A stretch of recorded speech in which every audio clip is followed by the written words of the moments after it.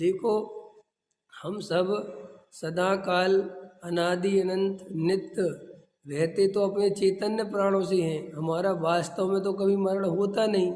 ये जो शरीर और आत्मा का जो संयोग है, इसको जन्म कहते हैं, और इसी आत्मा और शरीर का वियोग, इसको मरण कहते हैं।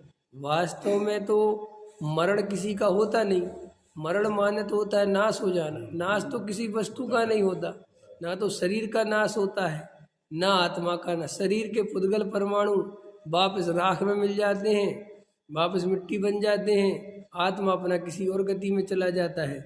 लेकिन वो संयोग और वियोग, इसको ही संसार में जन्म मरण कहा जाता है। इसीलिए अज्ञानी जीव द्रव्य प्राणों से अपनी सत्ता मानता है, शरीर से अपनी सत्ता मानता है। इसलिए अज्ञानी जीव को ये शरीर ही मैं हूँ और ये शरीर के रहने से ही मैं रहूँगा। तो जब शरीर दिन पर दिन जीर्ण शीर्ण होता है, दिन पर दिन कमज़ोर होता है, तो इसको लगता है मैं कमज़ोर हो रहा हूँ। ख्याल में है कि नहीं है? अब मैं बूढ़ा हो गया तो उसको ऐसा लगता है मैं धीरे धीरे धीरे धीरे कमज़ोर हो रहा हूँ, क्षीण हो रहा हूँ, नाश हो जाऊँगा। ख्याल में ना, क्योंकि अपने को शरीर रूप माना था। अब शरीर दिन पे दिन परिणमित होता ही है। अब ये शरीर 40 साल का हो गया तो भाई 40 साल का हो गया तो वो 40 साल जैसा दिखने लगा, तो ये सोचता मैं दिखने लगा, क्योंकि शुरू से अपने को शरीर माना था ना। लेकिन हाँ, उसने अपनी सत्ता मानी थी ना। अब ये ध्यान नहीं देता कि मैं आत्मा हूँ, मैं शरीर नहीं हूँ। तो वो एकत्व होने के कारण धीरे धीरे धीरे धीरे मैं बूढ़ा हो गया, अब मैं मर जाऊंगा, तो मैं मर भी जाऊंगा। जब बूढ़ा हो गया तो मर भी जाऊंगा, तो मरने का भय बहुत सताता है।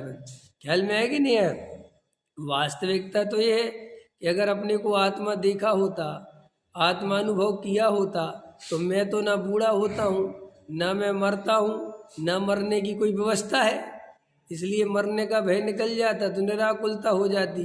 लेकिन मरण भय जी अपन को पता है मूल में क्या है। ये सब जितनी भी अपन चीज़ों के पीछे दौड़ रहे हैं, रुपया पैसा मकान दुकान घर गृहस्थी पत्नी, इन सब का आधार क्या है? इन सब का आधार शरीर है। समझ में? इन सब का आधार अपना जीना है। अगर अभी आपसे कोई कहते अब आपको मरना है, तो आपको ना पैसा कमाने का भाव आएगा, ना जोड़ने का भाव आएगा। ऐसा भी नहीं है कि चलो मुझे तो मरना है पत्नी को जोड़ दूँ, कुछ नहीं आएगा। फिर किसी को कुछ नहीं आता। कैंसर का मरीज हो, मरने की स्थिति में उससे कहो तुम्हें 10 करोड़ का फायदा करा देते, वो कहता मुझे नहीं चाहिए कुछ भी। अरे तो तुम्हें नहीं, तुम्हें बचा रहे बच्चे चूल्हे में गए। वो सब कहाँ से चल रहा है? वो शरीर से। अगर मैं ही नहीं हूँ तो फिर मेरे लिए कोई नहीं है। अंतर समझ में है ना? कि बड़ी गजब गजब की बात है। देखो, मोह की भी एक स्थिति ऐसी है कि जीव लौट फिर के फिर आता अपने पे ही है। समझ में ना? कल मैंने लिया था ना कि जी मोह जो कैसा नचाता है। अभी अपन जवान है ना, जवान है माने अभी हाथ पैर बढ़िया मजबूत है, शरीर मजबूत, तो सबके बारे में सोचता है। भाई को भी सुखी कर दूँ, बहन को भी सुखी कर दूँ, इसको कर दूँ, वो कर दूँ, पैसा कमा लूँ, ये कर लूँ, वो कर लूँ। देखना अभी चल रहा है ना ये सब। और अभी यही व्यक्ति धीरे धीरे जब बुढ़ापे की ओर बढ़ेगा तो सिर्फ अपने बारे में सोचने लगेगा। तुमने देखा, जवान आदमी घर में जाएगा, सबने खाना खा लिया, सबके बारे में पूछता फिरेगा।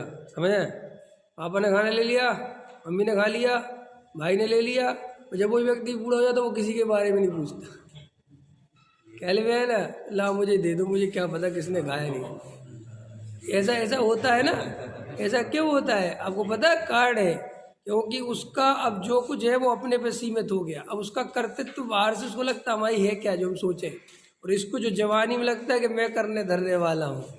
हाँ, तो समझे ना? अंतरंग से ये लौट फिर के जीव आता अपने पे है, और जब अपने पे आता है तो डरता है, अब मैं मर जाऊँ, अब मैं मर जाऊँ, अब मैं मर जाऊँ। तो बुढ़ापे में अब कोई बचने का उपाय तो है नहीं, तो बस फिर अंदर स्वीकार कर लेता है कि ठीक है अब चलो भैया, जो है अंदर डरता तो रहता है, लेकिन स्वीकार कैसे करता है कि मरना तो है ही, अब बूढ़े तो हो गए, अब चल ले दो जी जब तक गाड़ी चल रही।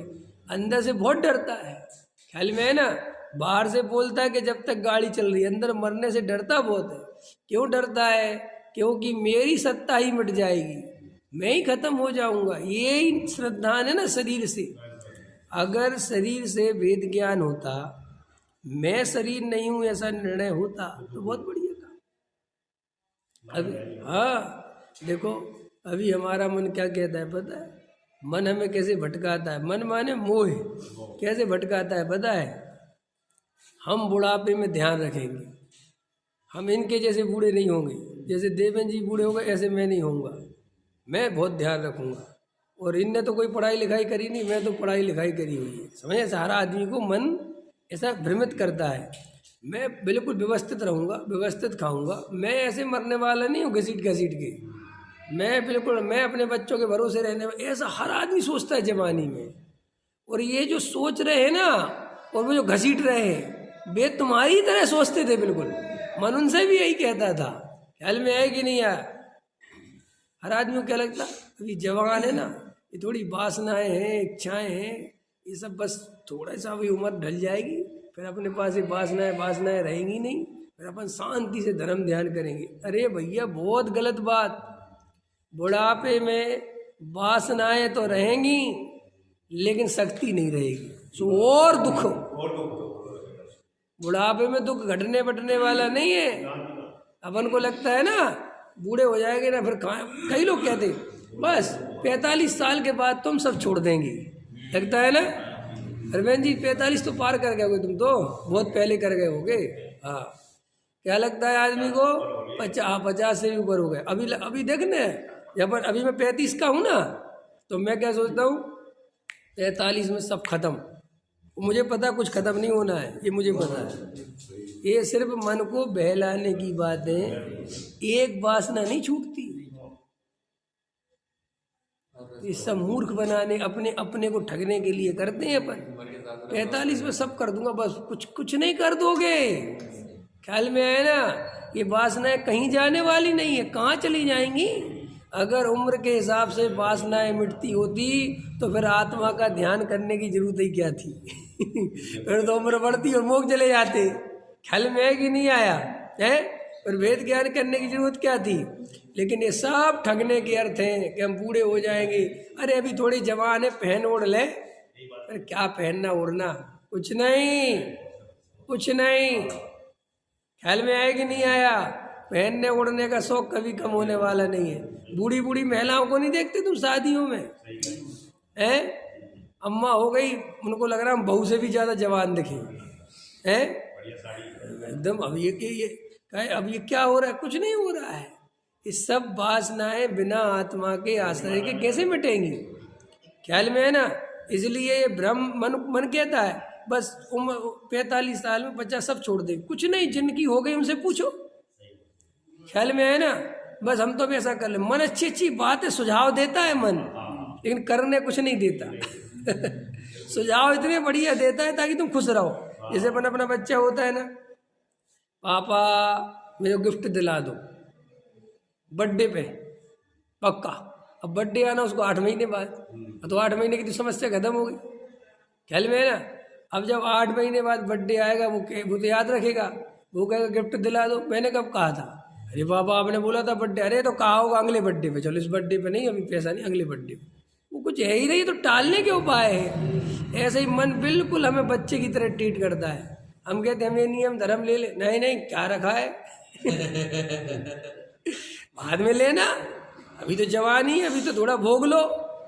हाँ, ये बात जम जाती है, वो तो जमेगी, क्योंकि यही तो तुम्हें चाहिए। ख्याल में है ना? जो हर चीज के बारे में समझ लेना। अरे भाई तत्व विचार कर लो। अरे अब ठीक है, कर लेंगे, जिंदगी पड़ी है। और हम कौन सा तत्व विचार के विपरीत है भाई? कर लेंगे, रोज स्वाध्याय में सुनते हैं और आगे कर लेंगे। अभी नहीं कर पा रहे हैं, बस थोड़ी सी समस्याएं, फिर कर लेंगे। भाई वे समस्याएं हैं, वे कभी नहीं मिटनी है, वे मिटनी नहीं है। तुम लिख के ले लो।